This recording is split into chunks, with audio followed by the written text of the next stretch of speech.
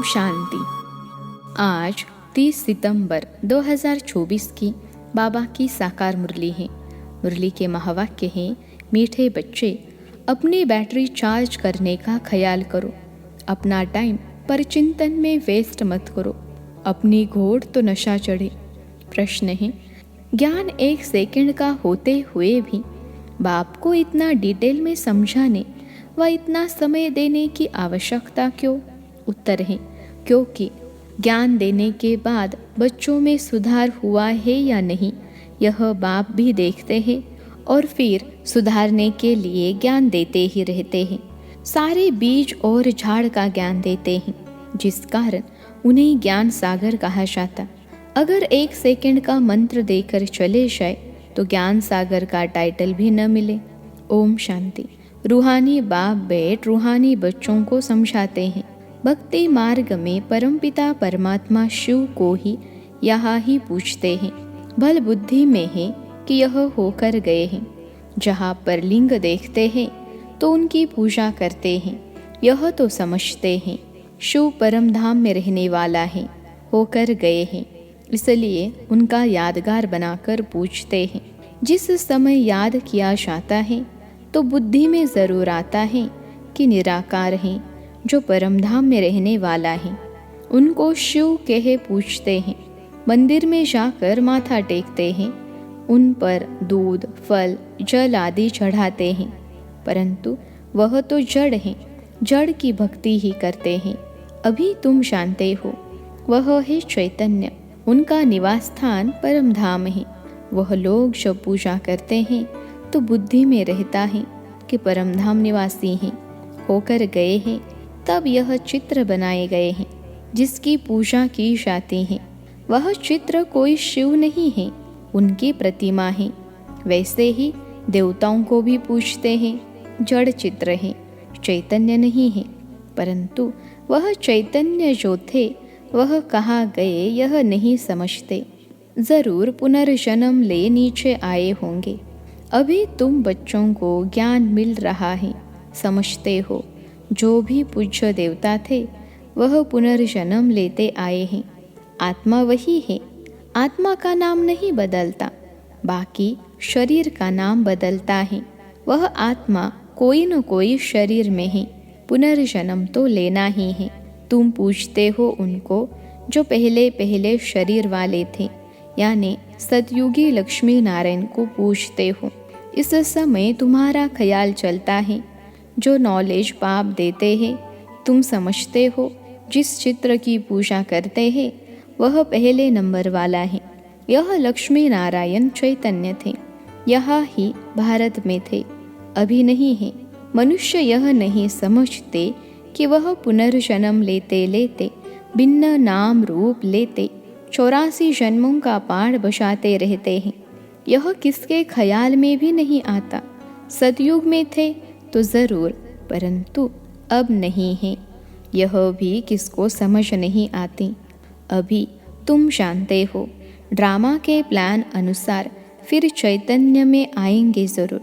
मनुष्यों की बुद्धि में यह ख्याल ही नहीं आता। बाकी इतना ज़रूर समझते हैं कि यह थे, अब इनके जड़ चित्र हैं, परंतु वह चैतन्य कहाँ चले गए यह किसकी बुद्धि में नहीं आता है। मनुष्य तो 84 लाख पुनर्जन्म कह देते हैं। यह भी तुम बच्चों को मालूम पड़ा है कि 84 जन्म ही लेते हैं, न कि 84 लाख। अब रामचंद्र की पूजा करते हैं, उनको यह भी पता नहीं है कि राम कहाँ गया। तुम जानते हो कि श्री राम की आत्मा तो ज़रूर पुनर्जन्म लेती रहती होगी, यहाँ इम्तहान में नापास होती हैं, परंतु कोई न कोई रूप में होगी तो ज़रूर ना, यहाँ ही पुरुषार्थ करते रहते हैं। इतना नाम बाला है राम का तो ज़रूर आएंगे, उनको नॉलेज लेनी पड़ेगी। अभी कुछ मालूम नहीं पड़ता है तो उस बात को छोड़ देना पड़ता है। इन बातों में जाने से भी टाइम वेस्ट होता है, इससे तो क्यों न अपना टाइम सफल करें, अपनी उन्नति के लिए बैटरी चार्ज करें। दूसरी बातों का चिंतन तो परिचिंतन हो गया, अभी तो अपना चिंतन करना है। हम बाप को याद करें, वह भी ज़रूर पढ़ते होंगे, अपनी बैटरी चार्ज करते होंगे, परंतु तुमको अपनी करनी है। कहा जाता अपनी घोड़ तो नशा चढ़े। बाप ने कहा है जब तुम सतो प्रधान थे तो तुम्हारा बहुत ऊंच पद था, अब फिर पुरुषार्थ करो, मुझे याद करो तो विकर्म विनाश हो। मंजिल है ना, यह चिंतन करते करते सतो प्रधान बनेंगे। नारायण का ही सिमरन करने से हम नारायण बनेंगे। अंतकाल में जो नारायण सिमरे, तुमको बाप को याद करना है जिससे पाप कटे, फिर नारायण बने। यह नर से नारायण बनने की हाईएस्ट युक्ति है। एक नारायण तो नहीं बनेंगे ना, यह तो सारी डिनास्टी बनती है। बाप हाईएस्ट पुरुषार्थ कराएंगे। यह है ही राजयोग की नॉलेज। सो भी पूरे विश्व का मालिक बनना है। जितना पुरुषार्थ करेंगे उतना ज़रूर फ़ायदा है। एक तो अपने को आत्मा ज़रूर निश्चय करो। कोई लिखते भी ऐसे हैं, फलानी आत्मा आपको याद करती है। आत्मा शरीर के द्वारा लिखती है। आत्मा का कनेक्शन है शिव बाबा के साथ। मैं आत्मा फलाने शरीर के नाम रूप वाली हूँ, यह तो ज़रूर बताना पड़े ना, क्योंकि आत्मा के शरीर पर ही भिन्न भिन्न नाम पड़ते हैं। मैं आत्मा आपका बच्चा हूँ, मुझ आत्मा के शरीर का नाम फलाना है। आत्मा का नाम तो कभी बदलता नहीं। मैं आत्मा फलाने शरीर वाली हूँ। शरीर का नाम तो ज़रूर चाहिए, नहीं तो कारोबार चल न सके। यहाँ बाप कहते हैं मैं भी इस ब्रह्मा के तन में आता हूँ टेम्पररी। इनकी आत्मा को भी समझाते हैं मैं इस शरीर से तुमको पढ़ाने आया हूँ। यह मेरा शरीर नहीं है, मैंने इनमें प्रवेश किया है, फिर चले जाएंगे अपने धाम। मैं आया ही हूँ तुम बच्चों को यह मंत्र देने। ऐसे नहीं कि मंत्र देकर चला जाता हूँ, नहीं, बच्चों को देखना भी पड़ता है कि कहाँ तक सुधार हुआ है, फिर सुधारने की शिक्षा देते रहते हैं। सेकंड का ज्ञान देकर चले जाए तो फिर ज्ञान का सागर भी न कहा जाए। कितना समय हुआ है, तुमको समझाते ही रहते हैं। झाड़ की, भक्ति मार्ग की सब बातें समझने की डिटेल है, डिटेल में समझाते हैं। होलसेल माना मन मना भव, परंतु ऐसा कहकर चले तो नहीं जाएंगे। पालना यानी देख रेख भी करनी पड़े। कई बच्चे बाप को याद करते करते फिर गुम हो जाते हैं। फलानी आत्मा जिसका नाम फलाना था बहुत अच्छा पढ़ता था, स्मृति तो आएगी ना। पुराने बच्चे कितने अच्छे थे, उनको माया ने हप कर लिया। शुरू में कितने आए, फट से आकर बाप की गोद ली, भट्टी बनी। इसमें सबने अपना लक यानी भाग्य अजमाया। फिर लक अजमाते अजमाते माया ने एकदम उड़ा दिया, ठहर न सके। फिर 5000 वर्ष के बाद भी ऐसे ही होगा। कितने चले गए, आधा झाड़ तो ज़रूर गया। भल झाड़ वृद्धि को पाया है, परंतु पुराने चले गए, समझ सकते हैं। उनसे कुछ फिर आएंगे ज़रूर पढ़ने। स्मृति आएगी कि हम बाप से पढ़ते थे और सब अभी तक पढ़ते रहते हैं। तुमने हार खा ली, फिर मैदान में आएंगे, बाबा आने देंगे, फिर भी भल आकर पुरुषार्थ करें, कुछ न कुछ अच्छा पद मिल जाएगा। बाप स्मृति दिलाते हैं, मीठे मीठे बच्चे मामे कम याद करो तो पाप कट जाएंगे। अब कैसे याद करते हो, क्या यह समझते हो कि बाबा परम धाम में हैं? नहीं, बाबा तो यहाँ रथ में बैठे हैं। इस रथ का सबको मालूम पड़ता जाता है। यह है भाग्यशाली रथ, इनमें आया हुआ है। भक्ति मार्ग में थे तो उनको परम धाम में याद करते थे, परंतु यह नहीं जानते थे कि याद से क्या होगा। अभी तुम बच्चों को बाप खुद इस रथ में बैठ श्रीमत देते हैं, इसलिए तुम बच्चे समझते हो बाबा यहाँ इस मृत्यु लोक में पुरुषोत्तम संगम युग पर हैं। तुम जानते हो हमको ब्रह्मा को याद नहीं करना है। बाप कहते हैं मामे कम याद करो। मैं इस रथ में रहकर तुमको यह नॉलेज दे रहा हूँ। अपनी भी पहचान देता हूँ, मैं यहाँ हूँ। आगे तो तुम समझते थे परमधाम में रहने वाला हूँ, होकर गया है, परंतु कब यह पता नहीं था। होकर तो सब गए हैं ना, जिनके भी चित्र हैं, अभी वह कहाँ है यह किसको पता नहीं है। जो जाते हैं वह फिर अपने समय पर आते हैं, भिन्न भिन्न बाढ़ बजाते रहते हैं। स्वर्ग में तो कोई जाते नहीं। बाप ने समझाया है, स्वर्ग में जाने के लिए तो पुरुषार्थ करना होता है, और पुरानी दुनिया का अंत, नई दुनिया की आदि चाहिए, जिनको पुरुषोत्तम संगम युग कहा जाता है। यह ज्ञान अभी तुमको है। मनुष्य कुछ नहीं जानते, समझते भी हैं शरीर जल जाता है, बाकी आत्मा चली जाती है। अब कलयुग है तो जरूर जन्म कलयुग में ही लेंगे। सतयुग में थे तो जन्म भी सतयुग में लेते थे, यह भी जानते हो। आत्माओं का सारा स्टॉक निराकारी दुनिया में होता है, यह तो बुद्धि में बैठा है ना।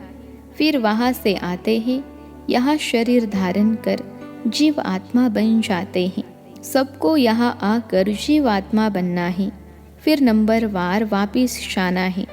सबको तो नहीं ले जाएंगे, नहीं तो प्रलय हो जाए। दिखाते हैं कि प्रलय हो गई, रिजल्ट कुछ नहीं दिखाते। तुम तो जानते हो यह दुनिया कभी खाली नहीं हो सकती है। गायन है, राम गयो रावण गयो, जिनका बहुत परिवार है। सारी दुनिया में रावण संप्रदाय है ना, राम संप्रदाय तो बहुत थोड़ी है। राम के संप्रदाय है ही सतयुग त्रेता में, बहुत फर्क रहता है। बाद में फिर और टाल टालियाँ निकलती हैं। अभी तुमने बीज और झाड़ को भी जाना है। बाप सब कुछ जानते हैं, तब तो सुनाते रहते हैं, इसलिए उनको ज्ञान सागर कहा जाता है। एक ही बात अगर होती तो फिर कुछ शास्त्र आदि भी बन न सकें। झाड़ की डिटेल भी समझाते रहते हैं। मूल बात नंबर 1 सब्जेक्ट है, बाप को याद करना, इसमें ही मेहनत है, इस पर ही सारा मदार है। बाकी झाड़ को तो तुम जान गए हो। दुनिया में इन बातों को कोई भी नहीं जानते हैं। तुम सब धर्म वालों की तिथि तारीख आदि सब बताते हो। आधा कल्प में यह सब आ जाते हैं। बाकी है सूर्यवंशी और चंद्रवंशी, इनके लिए बहुत युग तो नहीं होंगे ना, है ही 2 युग। वहाँ मनुष्य भी थोड़े हैं, 84 लाख जन्म तो हो भी न सके। मनुष्य समझ से बाहर हो जाते हैं, इसलिए फिर बाप आकर समझ देते हैं। बाप जो रचयिता है वही रचता और रचना के आदि मध्य अंत की नॉलेज बैठ देते हैं। भारतवासी तो बिल्कुल कुछ नहीं जानते, सबको पूछते रहते हैं। मुसलमानों को, पारसी आदि को जो आया उनको पूछने लग पड़ेंगे, क्योंकि अपने धर्म और धर्म स्थापक को भूल गए हैं। और तो सब अपने अपने धर्म को जानते हैं। सबको मालूम है फलाना धर्म कब किसने स्थापन किया। बाकी सतयुग त्रेता की हिस्ट्री ज्योग्राफी का किसको भी पता नहीं है। चित्र भी देखते हैं, शिव बाबा का यह रूप है, वही ऊंचते ऊंच बाप है, तो याद भी उनको करना है। यहाँ फिर सबसे शास्त्री पूजा करते हैं श्री कृष्ण की, क्योंकि नेक्स्ट में है ना, प्यार भी उनको करते हैं। तो गीता का भगवान भी उनको समझ लिया है। सुनाने वाला चाहिए तब तो उनसे वर्षा मिले। बाप ही सुनाते हैं नई दुनिया की स्थापना और पुरानी दुनिया का विनाश कराने वाला और कोई हो न सके सिवाय एक बाप के। ब्रह्मा द्वारा स्थापना, शंकर द्वारा विनाश, विष्णु द्वारा पालना, यह भी लिखते हैं। यहाँ के लिए ही है, परंतु समझ कुछ भी नहीं। तुम जानते हो वह है निराकारी सृष्टि, यह है साकारी सृष्टि। सृष्टि तो यही है, यहाँ ही राम राज्य और रावण राज्य होता है। महिमा सारी यहाँ की है। बाकी सूक्ष्म वतन का सिर्फ साक्षात्कार होता है। मूल वतन में तो आत्माएं रहती है, फिर यहाँ आकर पाठ बजाती हैं। बाकी सूक्ष्म वतन में क्या है यह चित्र बना दिया है, जिस पर बाप समझाते हैं। तुम बच्चों को ऐसा सूक्ष्म वतनवासी फरिश्ता बनना है। फरिश्ते हड्डी मांस बिगर होते हैं। कहते हैं ना, दधीची ऋषि ने हड्डियाँ भी दे दी, बाकी शंकर का गायन तो कहा है नहीं। ब्रह्मा विष्णु का मंदिर है, शंकर का कुछ है नहीं, तो उनको लगा दिया है विनाश के लिए। बाकी ऐसे कोई आँख खोलने से विनाश करता नहीं है। देवताएं फिर हिंसा का काम कैसे करेंगे? न वह करते हैं, न शुबाबा ऐसा डायरेक्शन देते हैं। डायरेक्शन देने वाले पर भी आ जाता है ना, कहने वाला ही फंस जाता है। वह तो शिव शंकर को ही इकट्ठा कह देते हैं। अब बाप भी कहते हैं, मुझे याद करो, मामेकम याद करो। ऐसा तो नहीं कहते, शिव शंकर को याद करो। पतित पावन एक को ही कहते हैं। भगवान अर्थ सहित बैठ समझाते हैं। यह कोई शांति नहीं है तो यह चित्र देख मूंझ पड़ते हैं। अर्थ तो ज़रूर बताना पड़े ना, समझने में टाइम लगता है। कोटों में कोई विरला निकलता है। मैं जो हूँ जैसा हूँ, कोटों में कोई ही मुझे पहचान सकते हैं। अच्छा, मीठे मीठे सिखलते बच्चों प्रति माता पिता बाप दादा का याद प्यार और गुड मॉर्निंग। रूहानी बाप की रूहानी बच्चों को नमस्ते। हम रूहानी बच्चों के सिखलते रूहानी माता पिता बाप दादा को याद प्यार, गुड मॉर्निंग और नमस्ते बाबा नमस्ते। धारणा के लिए मुख्य सार। पहली पॉइंट है, किसी भी बात के चिंतन में अपना समय नहीं गंवाना है, अपनी मस्ती में रहना है। स्वयं के प्रति चिंतन कर आत्मा को सतोप्रधान बनाना है। दूसरी पॉइंट है, नर से नारायण बनने के लिए अंतकाल में एक बाप की ही याद रहे। इस हाईएस्ट युक्ति को सामने रखते हुए पुरुषार्थ करना है। मैं आत्मा हूँ, इस शरीर को भूल जाना है। आज का वरदान है, दाता की देन को स्मृति में रख, सर्व लगावों से मुक्त रहने वाले आकर्षण मुक्त भव। दाता की देन को स्मृति में रख, सर्व लगावों से मुक्त रहने वाले आकर्षण मुक्त भव। विश्लेषण है, कई बच्चे कहते हैं कि इनसे मेरा कोई लगाव नहीं है, परंतु इनका यह गुण बहुत अच्छा है या इनमें सेवा की विशेषता बहुत है, लेकिन किसी व्यक्ति या वैभव के तरफ बार बार संकल्प जाना भी आकर्षण है। किसी की भी विशेषता को देखते, गुणों को व सेवा को देखते दाता को नहीं भूलो। यह दाता की देन है। यह स्मृति लगावों से मुक्त, आकर्षण मुक्त बना देगी।